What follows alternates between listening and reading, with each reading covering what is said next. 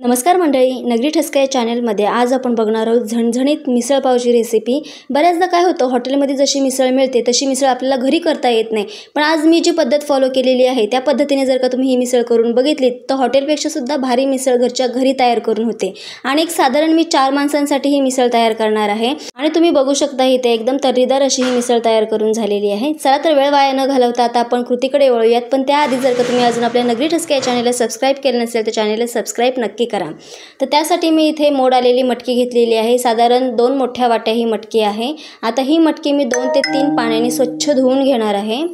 व्यवस्थित मटकी धुवून झाली की मग मी इथे टोपामध्ये पाणी गरम करायला घेतलेलं आहे। त्याच्यामध्ये ही मटकी घालून घ्यायची, थोडंसं त्याच्यामध्ये मीठ घालायचं आणि थोडीशी हळद घालायची आणि एक साधारण 10 मिनिटांसाठी ही मटकी उकळून घ्यायची आहे। एकदम जास्त आपल्याला ह्या मटकीचा गाळ करायचा नाही आहे।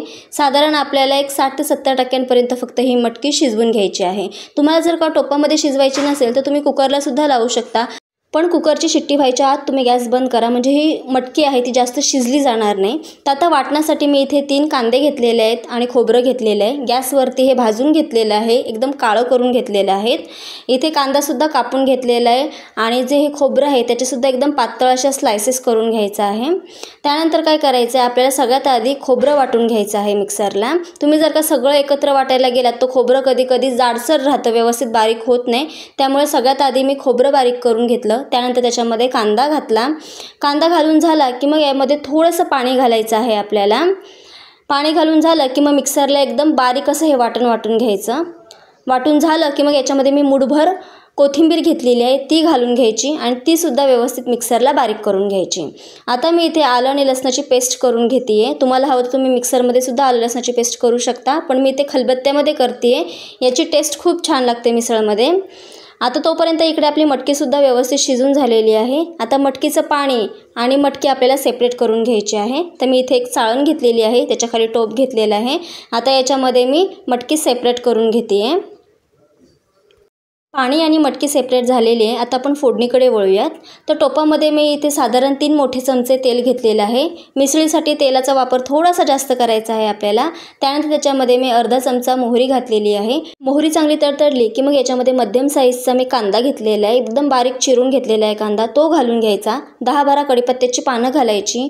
थोडंसं याच्यामध्ये आपल्याला हिंग घालायचं आहे, त्यामुळे ही मिसळ आपल्याला पचायला हलकी होते। आता हे सगळं छान असं लाल होईपर्यंत कांदा आपल्याला हे परतून घ्यायचा आहे। कांदा चांगला लाल झालेला आहे, तुम्ही इकडे बघू शकता। आता याच्यामध्ये आपण जे कांदा, कोथिंबीर आणि खोबऱ्याचं जे वाटण केलं होतं ते वाटण घालून घ्यायचं। व्यवस्थित सगळं मिक्स करून घ्यायचं आणि एक साधारण आपल्याला 7 ते 8 मिनिटांसाठी हे वाटण आपल्याला तेलामध्ये परतून घ्यायचं आहे। वाटण व्यवस्थित परतून झालं की मग तुम्ही बघू शकता इथे तेल सेपरेट व्हायला सुरुवात झालेली आहे। आता याच्यामध्ये आपल्याला मसाले घालून घ्यायचे आहेत। ते एक साधारण मी इथे 2.5 चमचा मिसळ मसाला घालते। तुम्हाला हवं तर तुम्ही मिसळ मसाला घरीसुद्धा करू शकता। मी हा मार्केटमधून आणलेला मिसळ मसाला आहे। त्यानंतर त्याच्यामध्ये धणा पावडर घालायची, लाल मिरची पावडर घालायची, थोडीशी हळद घालायची। हे सगळे मसाले या वाटणासोबत एकजीव करून घ्यायचं।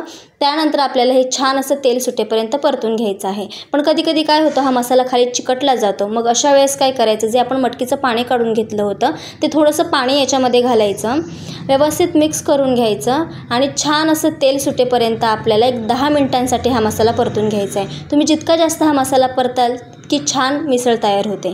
तुम्ही बघू शकता आता इथे तेलसुद्धा व्यवस्थित सेपरेट व्हायला सुरुवात झालेली आहे। आता आपण जे मटकीचं पाणी काढून घेतलं होतं ते पाणी याच्यामध्ये ॲड करायचं। आता इतकं पाणी आपल्याला पुरेसं नाही आहे, त्यासाठी मी अजून थोडंसं पाणी गरम करून घेतलं होतं। आता ते पाणी याच्यामध्ये ॲड करायचं आहे आणि शक्यतो आपल्याला याच्यामध्ये गरम पाणीच ॲड करायचं आहे, थंड पाणी याच्यामध्ये घालू नका। गरम पाण्याने तरीसुद्धा खूप छान येते या मिसळला। आता याच्यामध्ये उकडलेली मटकी घालून घ्यायची आहे।